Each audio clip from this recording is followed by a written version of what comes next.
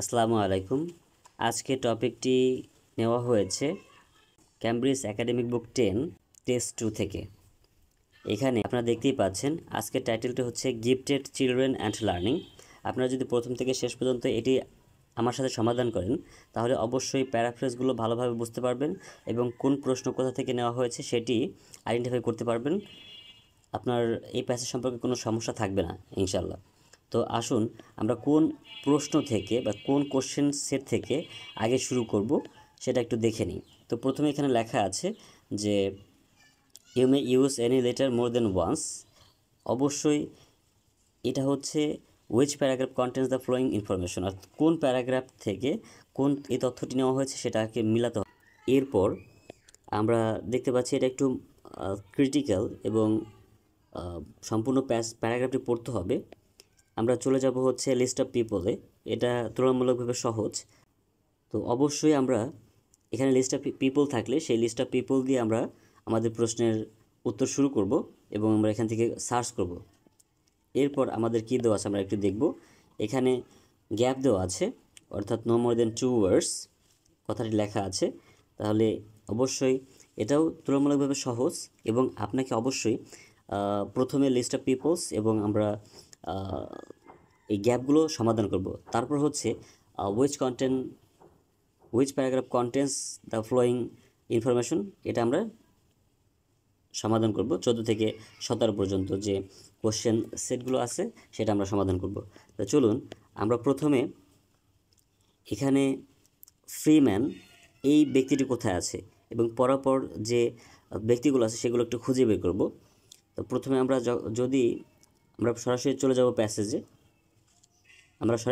প্যাসেজে।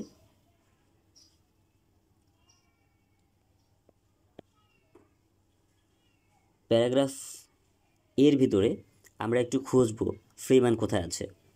তো আপনারা যদি একটু সার্চ করেন তাহলে দেখতে পাবেন যে এখানে ফ্রিম্যান 2010 আছে। এখন যেহেতু এখানে ফুল স্টপ আছে, আপনি এর প্রথম সেন্টেন্সটা পড়বেন। For example, a very close positive relationship was found when children's IQ scores were compared with their home educational provision. তো আমরা এখানে কী পেয়েছি, সে কী বলতে চেয়েছে, এ ক্লোজ পজিটিভ রিলেশনশিপ এ কথাটা was found when children's IQ scores were compared with their home educational provision। তাহলে ক্লোজ পজিটিভ রিলেশনশিপ কিসের সাথে, সেটা হচ্ছে আপনার পরিবারের সাথে একটা বিষয় আমরা খুঁজে পেয়েছি। এখানে ফ্রিম্যান কথাটি লেখা আছে, আমরা এখান থেকে পড়ব less time can be spent one exercise with gifted pupils who produce accurate work. এটা সম্পর্কে কথা বলেনি। Self reliance is a valuable tool that helps gifted children's or students reach their goals. Gifted children know how to channel their feelings to assist their learning. এখানে feeling সম্পর্কে কোনো কথা বলে নাই। The very gifted child benefits from appropriate support from close relatives. তাহলে close রিলেটিভসের সম্পর্কে কথা বলছে, রিলেটিভস একই কথা। তাহলে আমরা চলে যাব সোরেন ক্যানেপস্কাই এই ব্যক্তির কাছে, দেখি প্যাসেজে কোথায় আছে।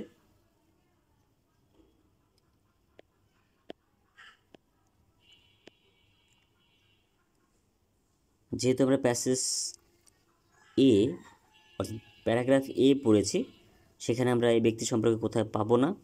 তাহলে আমরা যদি বি দেখি তাহলে বির ভিতরে আমরা দেখতে পাচ্ছি না। এরপর চলে যাব আমরা হচ্ছে প্যারাগ্রাফ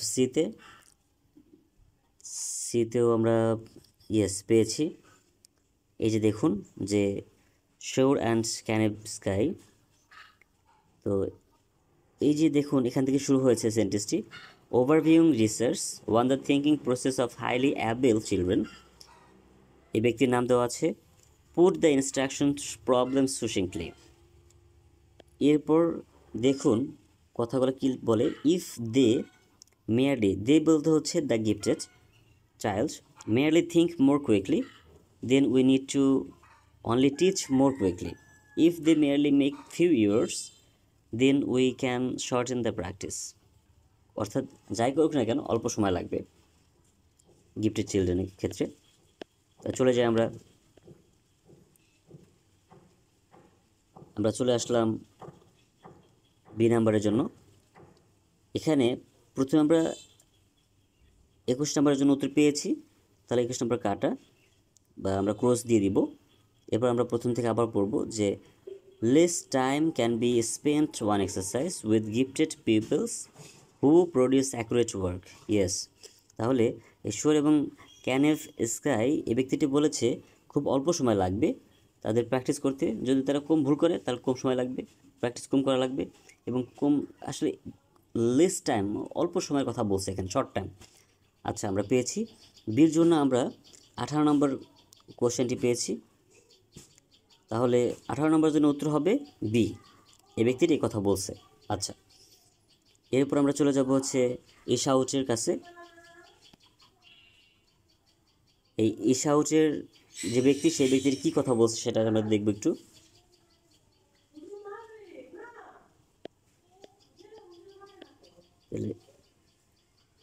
সি নাম্বারে আমরা দেখেছি, এখন ডি নাম্বারে আমরা দেখব যে ব্যক্তি কি এখানে আছে কিনা বা এই সম্পর্কে কথা বলেছে কিনা। অবশ্যই তার কোনো কথা নেই এখানে, বা সেই ব্যক্তির নাম নেই।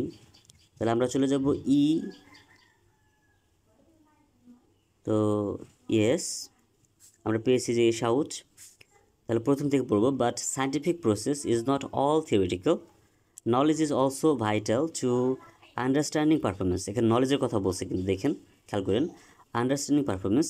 Individuals who know a great deal about a specific domain, specific domain অর্থ হচ্ছে নির্দিষ্ট কোনো subject area, will achieve at a higher level than those who do not. এখন আমরা স্পেসিফিক কোনো সাবজেক্টের সম্পর্কে কোনো কথা বলা আছে কিনা আমরা একটু দেখব। তো আমরা যদি শেষের যে 22 নাম্বারটা সেটা দেখি, really successful students have learned A considerable amount about their subject. তাহলে এখানে স্পেসিফিক ডোমেইন, এটা হচ্ছে স্পেসিফিক সাবজেক্ট। এরপর হচ্ছে সাকসেসফুল স্টুডেন্টস লার্নড এ কনসিডারেবল অ্যামাউন্ট। তো আমরা আসলে সি ব্যক্তির জন্য, অর্থাৎ এশাউটের জন্য সে যে কথা বলছে সেটা হচ্ছে 22 নম্বরে, really successful students have learned A considerable amount about their subject. এরপরে আমরা চলে যাব ডি নম্বর ব্যক্তি, অর্থাৎ সাইমনটন। এই ব্যক্তিটি কোন কথাটা বলছে, এই ব্যক্তিটি খুঁজে বের করব প্যাসেজ থেকে।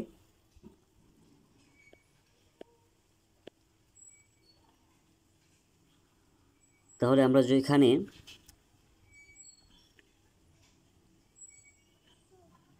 যেখানে এশাউটের কথা পেয়েছিলাম, তারপর থেকে আমরা সাইমনটনের কথা পাবো। Research with creative scientists by Simonton brought him to the conclusion that above a certain high level, characteristics such as independence seems to contribute more to reaching the highest levels of expertise than intellectual skills due to the great demands of effort and time need for learning and practice. তাহলে এটা আবার আরেকজন ব্যক্তির কথা।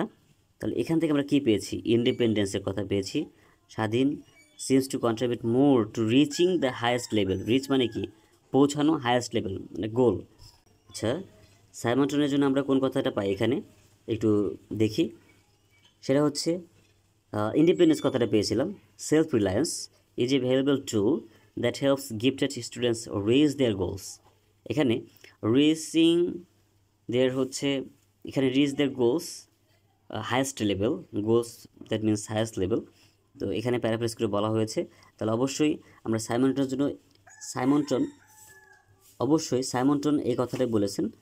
19 নম্বরে যে লাইনটা দেওয়া আছে, self reliance is a valuable tool that helps gifted children's or students reach their goals.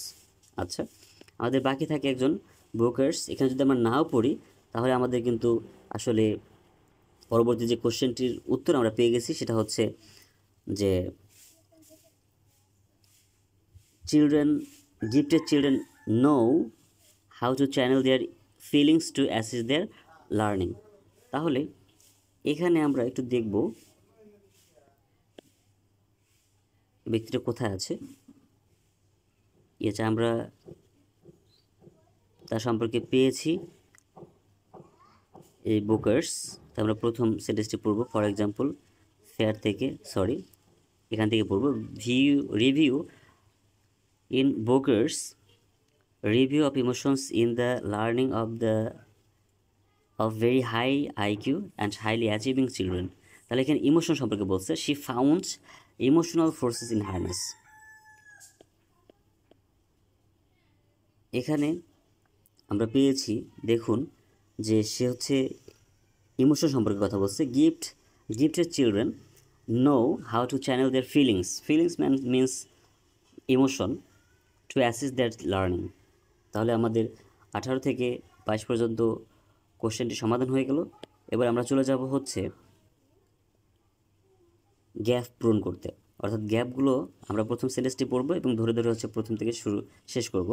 On study finds a strong connections between children's IQ and the availability of dash and dash at home. তাহলে আমাদের এখানে অবশ্যই খুঁজে বের করতে হবে home কথাটি কোথায় লেখা আছে এবং চিলড্রেন্স আইকিউ।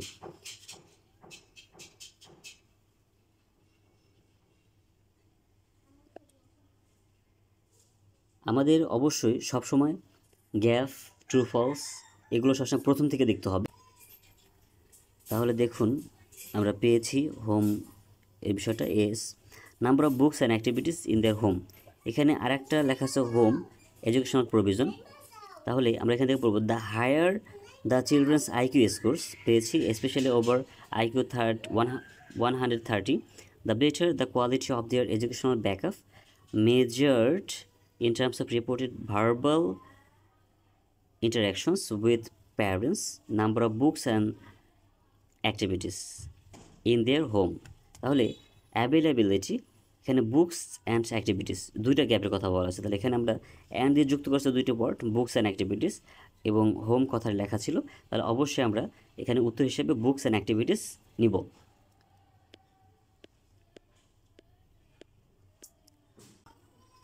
তাহলে এখানে one study found a strong connections between children's IQ and the availability of books and activities at home.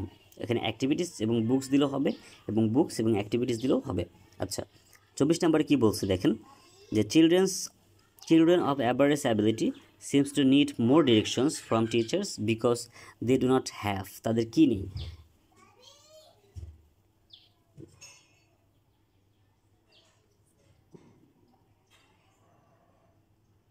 আমরা যেখান থেকে উত্তর পেয়েছিলাম আমরা সেখান থেকে উত্তরটা খোঁজার চেষ্টা করব এবং পড়ার চেষ্টা করব। দেখুন টিচার সম্পর্কে কথা বলছে, টিচার কোথায় পাওয়া যায়, টিচার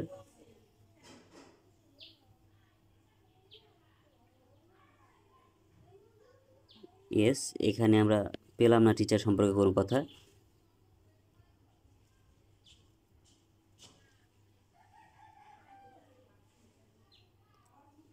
ইয়েস, আমরা পেয়েছি। তাহলে এই যে teachers often compensate for lack of internal regulations, এখন এখানে সম্পূর্ণ সেন্টেন্সটা আমাদের পড়তে হবে।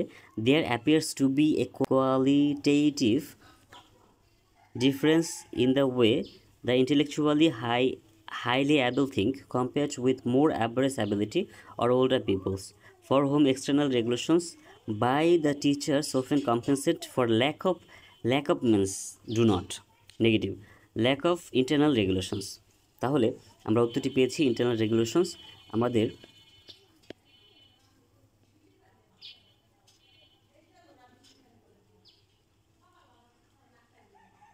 এরপর হচ্ছে children of average ability seems to need more directions from teachers, they do not have internal regulations.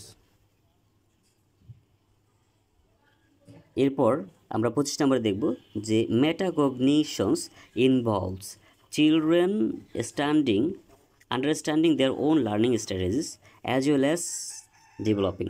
এখন মেটাকগনিশনস কথাটি কোথায় লেখা আছে আমরা একটু খুঁজে বের করব। এবার আমরা খুঁজে বের করবো ইয়েস, যে metacognitions to be at their most effective in their self regulations all children can be helped to identify their own ways of learning. Metacognitions, which will include strategies of planning, monitoring, evaluation and choice of what to learn. Emotional awareness is also মানে কি এবং and আরও, তাহলে emotional awareness also part of metacognitions. তাহলে অবশ্যই উত্তরটা কী হবে, ইমোশনাল অ্যাওয়ারনেস।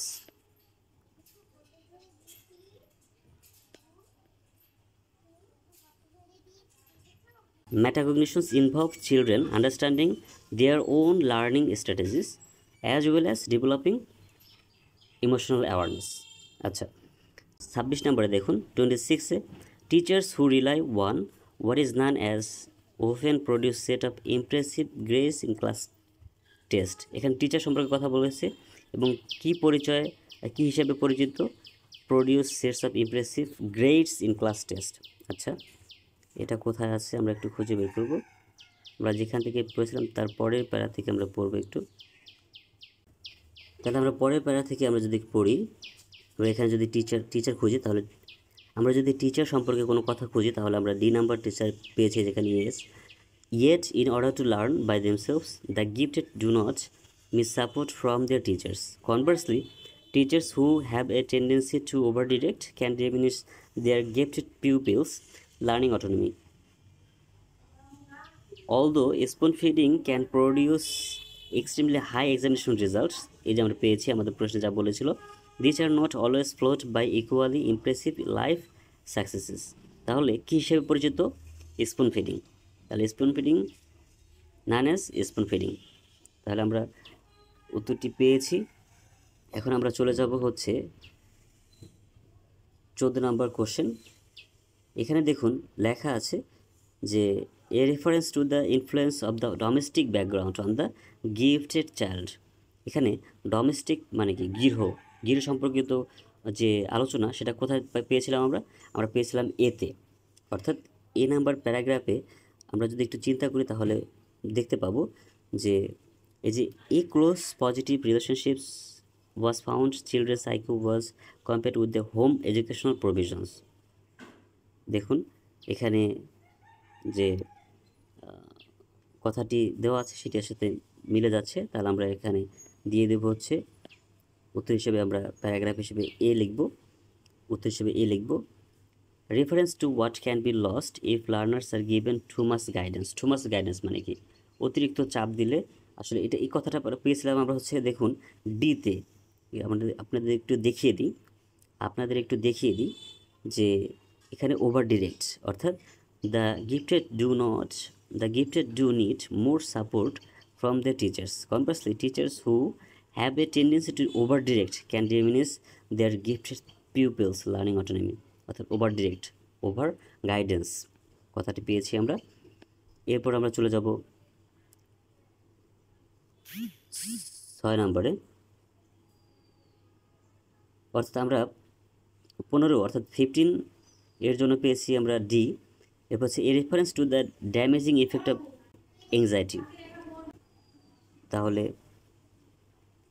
আমরা ইমোশন সম্পর্কে কথা পাই হচ্ছে এখানে ইমোশন সম্পর্কে কথা পেয়েছি যে review of emotions in the learning of high IQ and highly achieving children. তাহলে আমরা এর জন্য আসলে এটা নেগেটিভ, অর্থাৎ এখানে নেগেটিভ পজিটিভ যে ইমোশন সেটি বলা হয়েছে। Positive emotions facilitate the creative aspects of learning and negative emotions inhibit it. তাহলে এংজাইটি, ফেয়ারের কথা বলা হয়েছে। এরপর আমরা এখানে 17 জন্য অর্থাৎ 17-এর জন্য examples of classroom techniques which favour socially disadvantage children. Classroom সম্পর্কে কথা বলছে একমাত্র ডি নাম্বারে। তো